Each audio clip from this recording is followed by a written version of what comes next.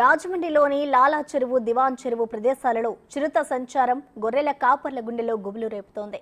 రాజమండ్రి శివారు ప్రాంతాలలో పశువుల గొర్రెల కాపర్లు గజగజ వణుకుతున్నారు. అటువైపు పులి సంచారంతో గొర్రెలకు ఆహారం అందించలేక ఇబ్బంది పడుతున్నారు. ఇదే అంశంపై మరింత సమాచారాన్ని మా ప్రతినిధి శంకర్ అందిస్తారు.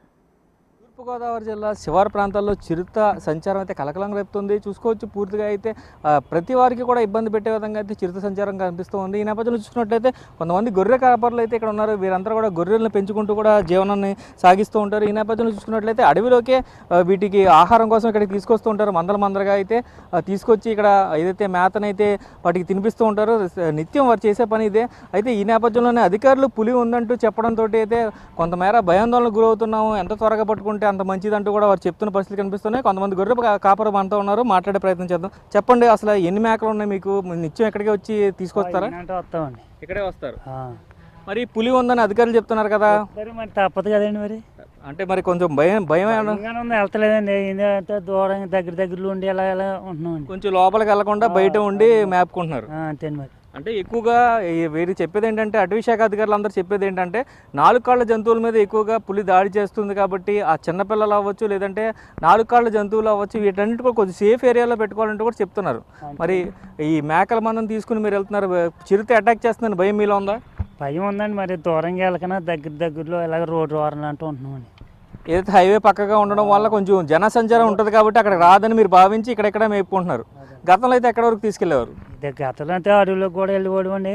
ఇప్పుడు ఆడికి వెళ్తాను ఇలా వారాలు ఉంటున్నామండి. మొత్తం ఎన్ని మేకలు ఉన్నాయి మీ దగ్గర, గొర్రెలు కానీ?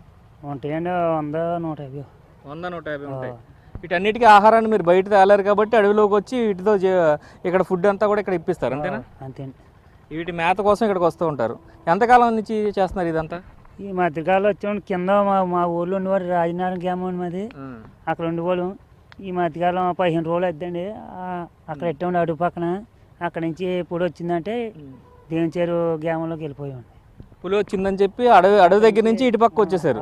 ఖాళీ చేసాము. చూడొచ్చు, అడవిలో పులి వచ్చిందనే సంచారంతో అయితే పూర్తిగా చూడొచ్చు. ఏ చిన్న అలికిడి జరిగినా కూడా ఈ వన్యప్రాణులన్నీ కూడా ఏదైతే ఉంటాయో ఇవన్నీ కూడా పూర్తిగా అయితే భయపడుతున్న పరిస్థితులు కనిపిస్తూ ఉన్నాయి. చూడొచ్చు, ఇలాంటి అక్కడ బయట నుంచి అక్కడ ఒక గేదె వస్తుంది అనే నేపథ్యంలోనే ఈ మేకలు కానీ గొర్రెలు కానీ అన్ని పరుగులు తీస్తున్న పరిస్థితి కనిపిస్తుంది. ఈ నేపథ్యంలోనే అడవికి దగ్గరగా ఉండే ఈ మందంతా కూడా 100 నుంచి 120 మేకలు గొర్రెలు అన్నీ ఉన్న ఈ కాపర కూడా అక్కడి నుంచి తరలి ఈ దివాన్ చెరువు ఏరియాకి వచ్చి ఇక్కడ జీవనం సాగిస్తున్నాం అంటూ కూడా చెప్తున్న పరిస్థితులు కనిపిస్తున్నాయి. ఈ నేపథ్యంలో చూసుకున్నట్లయితే పూర్తి స్థాయిలో చిరుత సంచారం అయితే పూర్తిగా అన్ని రంగాల వారిపై కూడా ఈ ఇంపాక్ట్ అనేది కనిపిస్తుందని చెప్పుకోవాలి. ఎవరైనా బయటికి రావాలన్నా కూడా భయపడుతున్న పరిస్థితి కనిపిస్తోంది. పూర్తిగా దివాన్ చెరువు ఏరియాలో అయితే ఒక గొర్రెల కాపర్ దగ్గర నుంచి వస్తున్న సమాచారం పులికి సంబంధించి ఇటువంటి పరిస్థితులు కనిపిస్తూ ఉన్నాయి. పూర్తిగా జనజీవనం అంతా కూడా భయాందోళనకు గురవుతున్న పరిస్థితులు దివాన్ చెరువులో కనిపిస్తున్నాయి. కెమెరామెన్ రవితో శంకర్, బిగ్ టీవీ, తూర్పుగోదావరి జిల్లా దివాన్ చెరువు ఏరియా.